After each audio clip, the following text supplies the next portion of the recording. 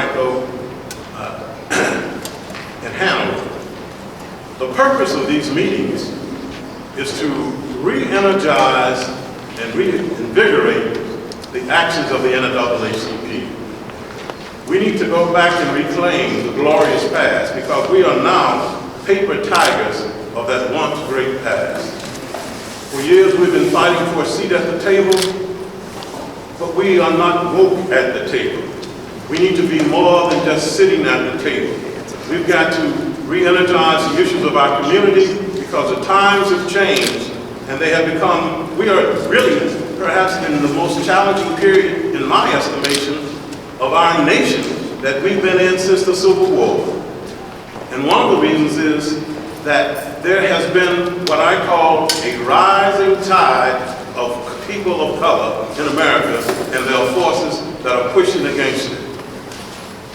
We must continue to examine all issues that come before us, and we must critique these and let the voices of our community be heard. And in keeping with that, we will start off with Mr. Richard Walker, who will introduce us and start us on our journey to becoming awake. Good evening, everyone. Glad to be here, glad to see folks assembled. Somebody's hurting my family, and it's gone on far too long. And I won't sit back and let it continue. Somebody is hurting my brothers and sisters, and it's gone on far too long, and I'm not going to sit back and allow it to continue. I got that from the Poor People's Campaign, Reverend Dr. Barber, and it's had permeated in my spirit since that, back in October. Somebody has been hurting my family, and I can't take it any longer. Lynchburg's own Carter Glass helped to change the Virginia Constitution to prevent felons from ever voting again, so as to eliminate the darkies as a political factor. He actually said this at the 1902 Virginia Constitutional Convention. He also famously stated that the purpose of the convention was to achieve the elimination of every Negro who can be gotten rid of legally without materially impairing the strength of the white electorate. White politicians love this idea, and as a result, felons do not have the right to vote this day. It is about time for this racist law to come to an end. One wonders why it is that Republican lawmakers criticize Governor Terry McAuliffe for restoring the right to vote for many ex-felons. And one also wonders why the rank and file of our Republican Party would endorse a policy that is so obviously un-Christian and racist. If an unjust law has started for racist motives and perpetuate for purely political ends, then shouldn't all fair-minded people desire to see it repealed? Let your representatives know if you would like to see this unjust law taken off. The reason I read this is because it's not in restoration of rights. It's racism throughout the entire state of Virginia, and it has to stop. Racism is affected environmentally, it is affected humanly, it is affected in every aspect of society in the Commonwealth of Virginia. I just did my homework this week, and Virginia ranks in the top 25 of the most racist states in the country. I need to put a disclaimer out there. I'm not a racist. I grew up in New Jersey, attended a predominantly white prep school, so I lived with folk. When I came to Virginia and saw that the blatant racism that affects primarily people of color, I'm getting upset, I'm getting disgusted, and it's time for change. You know, that racism affects us in school systems, it affects us in housing situations, it affects us in employment, it affects us in voting rights, it affects us in every area possible that denies us a better quality of living. No one in the General Assembly has ever denounced what Carter Glass has said over 100 years ago. It's still in place right now in the General Assembly legislation. When are we going to stop it? The time is now. If not now, when? We going to allow them to go for another 100 years? My name is Richard Walker. I'm a fifth generation descendant of Taylor Harper, who was a freedman, slave owner, that purchased land back in 1885. Here I have a copy of the original deed that my great-grandfather signed back in 1885 and purchased that land for $15. Dominion wants 0.079 percentage of an acre of that land in order to connect the past Transco line, which is on our property that we survived, to the New Atlantic Coast Pipeline. We have since applied for State of Virginia landmark registry. I will fight this till the end. I was given a pittance of an offer of $3,000 for that parcel of land. Then they upped it to $6,000, and I'm looking at them like they must have lost their mind. If it's that valuable to you, why would you make it that less valuable to me? It's the historical culture of my family that I'm not going to allow. They've even caused division within the community of Buckingham by a faction of African-American folk that own property there. They probably grew up there years ago but don't live there anymore. And they have gotten in the pocket of Dominion and came up with a committee that is not inclusive of the people that will have a direct impact from the compressor station. And I'm calling them out because it doesn't make sense that you are allowing the history and the culture of that community to be erased by a power of money. I fault the governor because he also is in the pocket of Dominion. And it's high time that he be confronted. I'm an activist. I am an advocate. I've been doing it since I've been residing in the Commonwealth of Virginia, since I came home from incarceration back in 2005. And this problem, because it affects me directly within my family, I've taken it on with everything else that I fight for. Because I'm not going to allow it. That compressor station with the magnanimous size of it alone is a human threat. I have family members that do not reside on our property, our inherited property, but they live right there within less than a quarter of a mile from where this compressor station is to be built.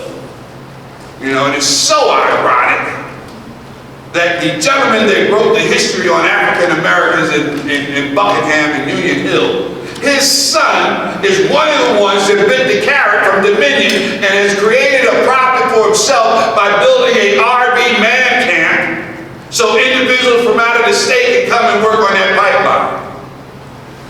I have a big problem with that. There's no reflection on Mr. White. But at the same time, I deplore the fact that his son is taking advantage of the land that he grew up, the homeland community that he grew up in, and then letting it be sold out to big business. Someone will get into the finer task. They told me first I had 20 minutes, and they told me I only got 10 minutes. I'm sick and tired. I'm sick and tired of the blatant racism that has permeated the state of Virginia, throughout over a century now. Don't get me wrong, I'm a northerner, but I'm more country than most of you folks sitting in here, because as a child, every summer I was mandated by my family in New Jersey to come down to Buckingham, and I milked cows, I slopped hogs, I fed chickens, and I took the horse and the cows out to greens. I graduated from Virginia State University, and I've been living here for 20 years. so I can talk about Virginia. I love Virginia. And I think it's time that folk like us that are civil here, and I'm hoping I'm stepping on somebody's feet, that'll get you to call to action to make changes in the Commonwealth of Virginia, that this General Assembly embraces this diversity of people and utilizes it for the benefit of the Commonwealth. I don't even look at it as a Commonwealth, it's an uncommon wealth. Because there's nothing common about the wealth in the Commonwealth of Virginia. Nothing. This pipeline, I don't know, Jesse, you're going to have to tell me when my 10 minutes is up. They already told me. I attended a meeting the other evening, and I was disgusted. But I was grateful for Whitney, who coordinated that meeting, but there was about 60 people in that room, of which there were only 10 people of color in that room. I am not so much upset at white folk for what they've done to keep us down. I'm more upset at the black folk that ain't doing nothing to fight it. That they're allowing it to continue to happen. Your history ought to tell you, it's been over 100 years and they're still practicing Jim Crow laws in Virginia. When is it going to stop? If not now, when? Thank you.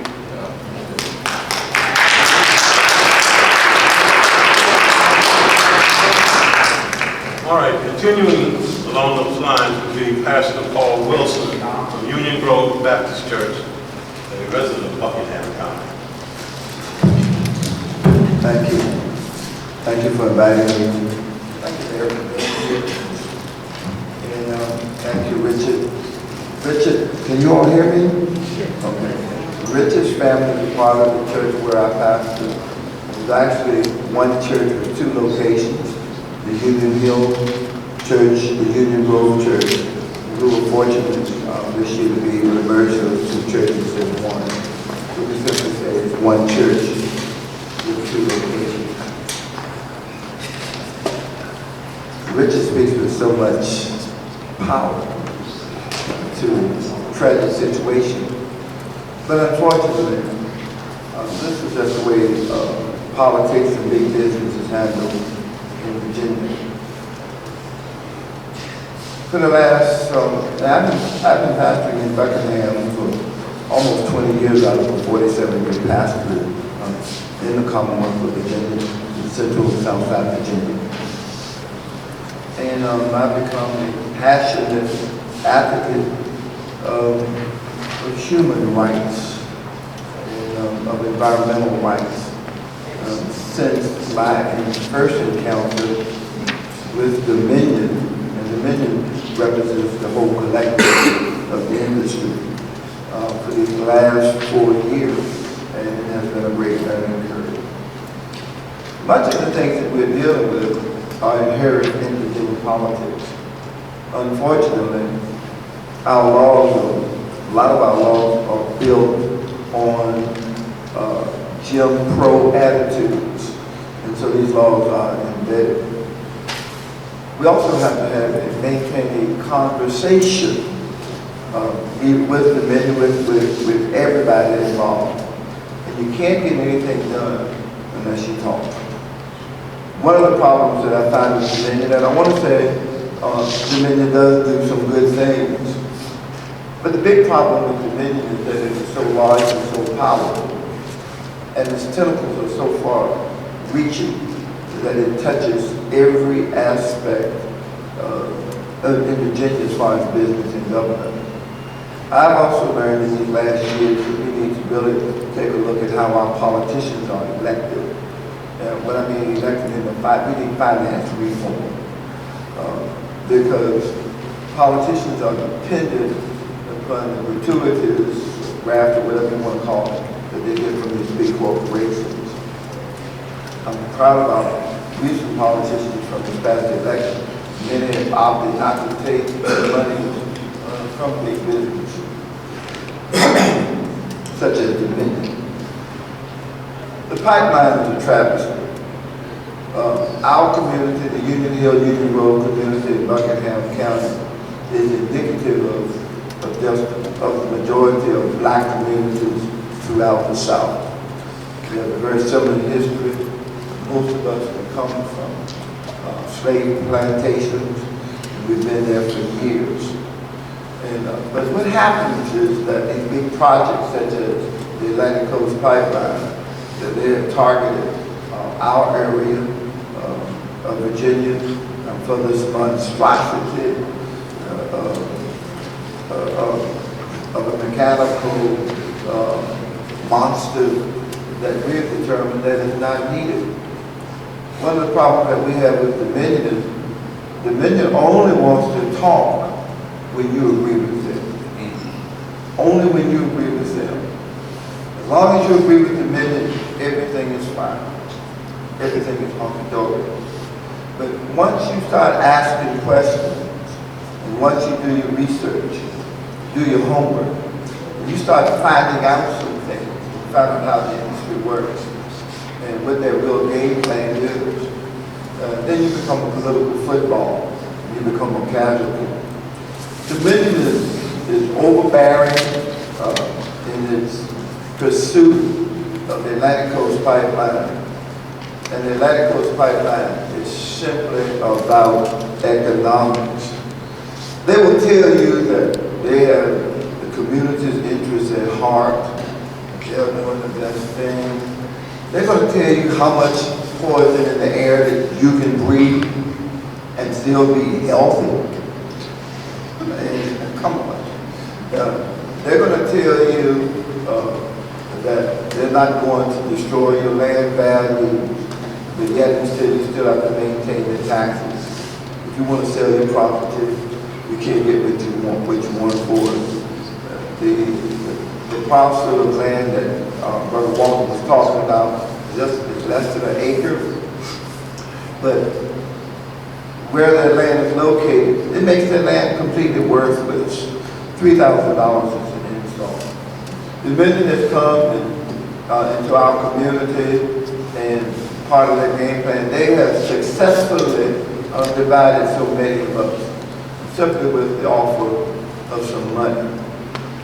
$5.1 million on a $7 billion project that's going to destroy the community, lessen property values, all of the inherent problems, health, environmental concerns. They're going to come and they're offering $5.1 million. They're going to control how it goes. There are some people in our community that will probably receive a percentage of what their land value is within 1 mile of the proposed compressor station. It's a one-time offer. It's a cap at a certain dollar amount. And whenever you offer money, well, you know, that divides people right there. Some folks are saying, well, this is my lucky day.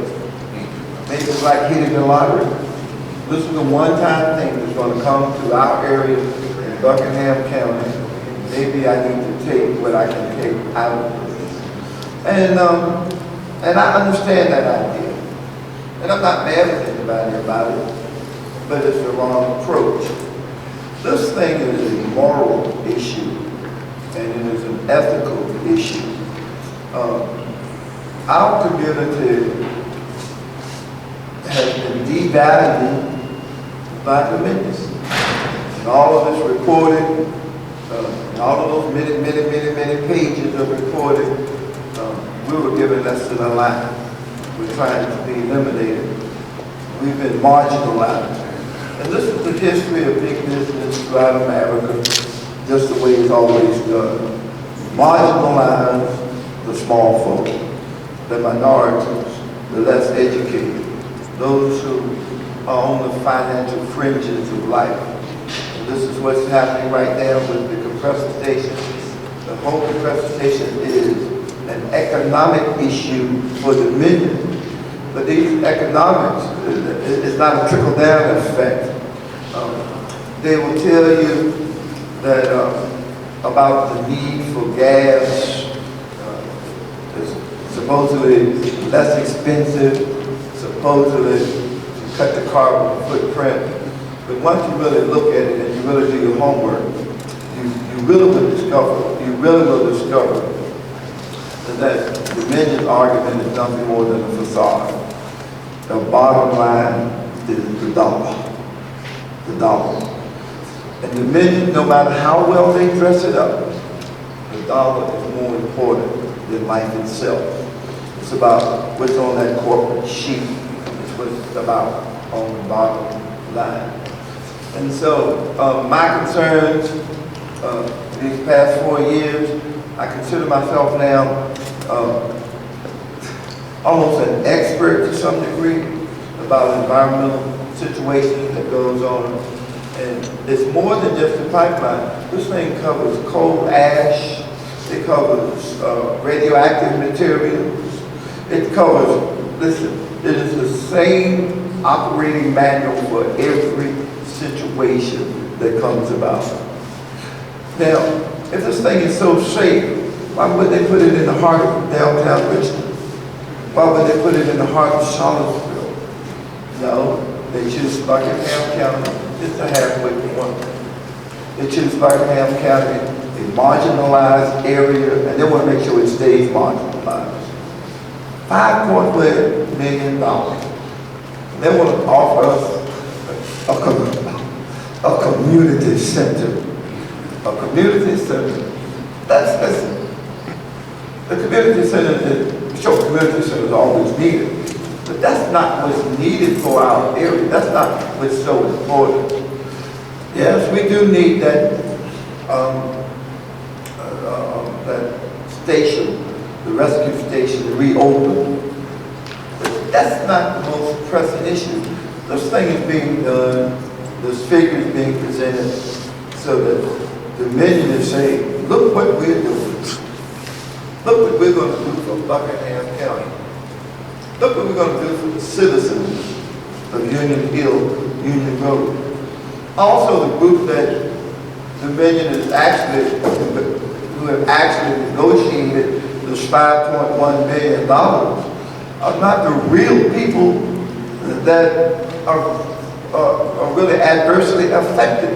Now, there are people, most of them are some folk who own some property there, but they don't live in that area. They don't live there. Now, I'm just a pastor. I don't live in the area either. I live 60 miles away. But I'm the pastor. And by being the pastor, whatever happens with our church, I have to take a godly position, and I follow a higher calling than what Dominion is about. And so we have to be concerned about the environment, about the air, about water, about the general quality of life. The people who are making the decisions, these financial decisions, these economic decisions, don't even live in Buckingham County. Buckingham County local government has been hoodwinked, blindsided, and I told them 3 years ago that they were already in over their heads. They didn't even understand what was going on. But Dominion has this big paid staff. That's their job. And many of the folk that work with Dominion, work for Dominion, they are really against the pipeline. They know the ins and outs, but because that's their bread and butter. That's their paycheck. That's how they provide for their families. And so, Dominion's propaganda machine is extensive, is large, and is powerful. I refuse to just fall on the race issue. The race issue will always be a problem, but I believe that we can rise above it. I believe that there are other solutions. I thank God that we've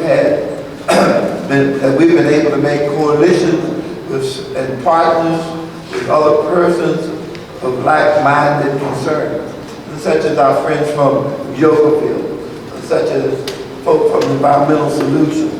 I can just name, articulate a bunch of groups that we have partnered with who stand against what Dominion is doing. And so this is as much a Richmond and Waco and Hanover problem Even though we're in Buckingham, this is your problem too. Because the problems that are going to come from the Atlantic Coast Pipeline are going to filter down straight to Richmond. Your drinking water, quality of air. We have documentation that shows that this thing is going to affect a radius of 100 miles. And Richmond is within 100 miles of the proposed compressor station for the Atlantic Coast Pipeline. So I would just simply ask that you really read between the lines, that you really look at what's happening, and that you really try to understand that this is the operating venue of big business. Dominion has already stated this is an economic venture. That's all it is. It's about economics. But the other problems that will come about, listen, I don't mean to sound like a conspirator, but I'm going to close it out. But when you have health problems, well, that's what keeps the doctors in business. There'll never be a cure for cancer. Why? Because there's too much money involved. Just keep you coming to the doctor. And so we have people in poor health. Listen, I'm starting to go off. Give me a microphone and I'll start acting like a preacher. But I want to thank you all for just taking these few minutes for listening to me as I ramble along. Because I didn't prepare anything. But I'm just glad to see that you're here and the caliber of people who are here. Because it starts with you, and you to stop these types of projects. It has to end. Thank you.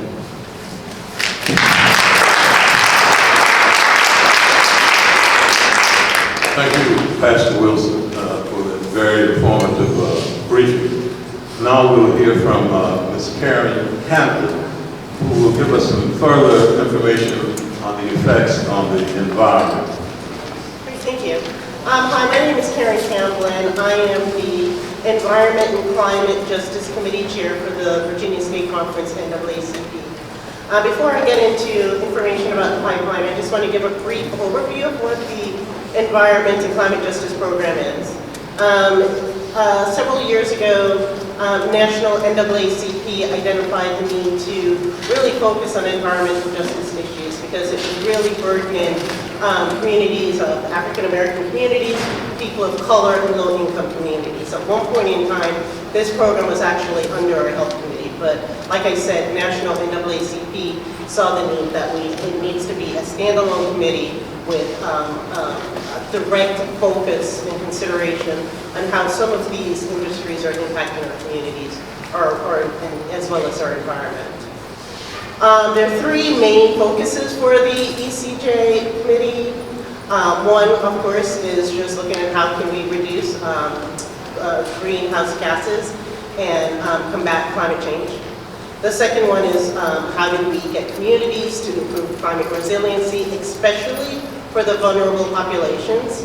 How do we get people of color, African American communities, the LGBTQ community, and low-income communities to the table as we are making these emergency evacuation programs. How do we make sure that these communities are in the front and center and a top priority whenever there is an emergency, such as hurricanes, tornadoes, and fires. In the past, our communities are usually an afterthought and usually the ones experiencing the worst burdens and suffering the most. And then the third main focus of our program is supporting clean energy and green jobs. So I have been contacted by several communities along all of the pipeline projects. This includes the Mountain Valley Pipeline, the Atlantic Coast Pipeline, the Union Hill Compressor Station, as well as the Southside Connector in Chesapeake. And so we've been working with different local branches and communities trying to protect their environment. So as you've heard about the Union Hill Compressor Station, all of what is going on, I don't think I can compare and even add more to what Richard Walker and Pastor Paul has included. So I'll just give you an overview of what's going on in the Chesapeake area. We were contacted several months by a community that's predominantly an African American community. The Southside Connector project is actually being built right behind their homes. There was minimal public outreach to these communities. We were told that they found out about these projects just by a door knocker. So we're doing research with them right now. In addition to that, the construction for the pipeline in the Chesapeake area has already begun. And I've received report backs that they are experiencing structural damage, and they believe it's from the vibrations from the construction activities. And so these are the things that the Environment and Climate Justice Committee would like to help combat. One community should not bear the burden of progress. I think we need to find a balance. No one is saying we want no to progress, but we want to have a fair and transparent consideration when projects are being considered and implemented. I believe that our community should be brought to the table and have a significant part of the decision-making process, particularly, like I said, these pipelines are being built in people's backyards. I've heard of an elderly woman who has a disabled grown woman. They live in a housing development, for instance, one way in, one way out. How does she evacuate her disabled daughter? There is no resources available to her and no information given to these families on how to protect themselves in case of any emergency.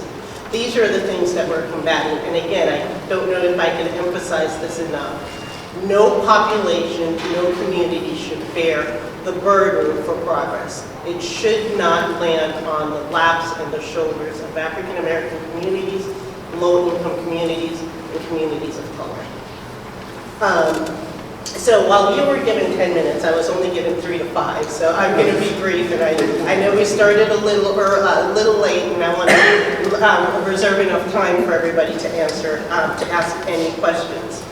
But before I conclude my portion, I just want to let you guys know that NAACP, in collaboration with the Clean Air Task Force, wrote an excellent report. It's a landmark research that they had done, and it's called Fumes Across the Fence Line Communities. And what that research study did, it identified that most natural and oil gas industry facilities and pipelines are located within close proximity, typically within close proximity to vulnerable populations. These populations, we experience higher probability of asthma, upper respiratory infections, and our children are experiencing, a lot of different health issues. They can't go out and play, so there is a higher level of obesity as well as asthma. The report even indicated that African American children average 101,000 sick days per year due to asthma attacks. This has to stop. There has to be a better way, again, to be able to find a balance between nature, people, the environment, and progress. Yes. We cannot continue to put the burden on one community to move our society forward. So please, when you do get a chance, go online at naacp.org and go to the Environment and Climate Justice program, and please look at this report. It gives a lot more information that I am providing to you today. But the disproportionate burdens with African American communities are significantly higher than that of the more affluent communities in our country. I guess that is it. I would much rather hear from you and ask any questions, and we would be more than happy to answer your questions. So thank you.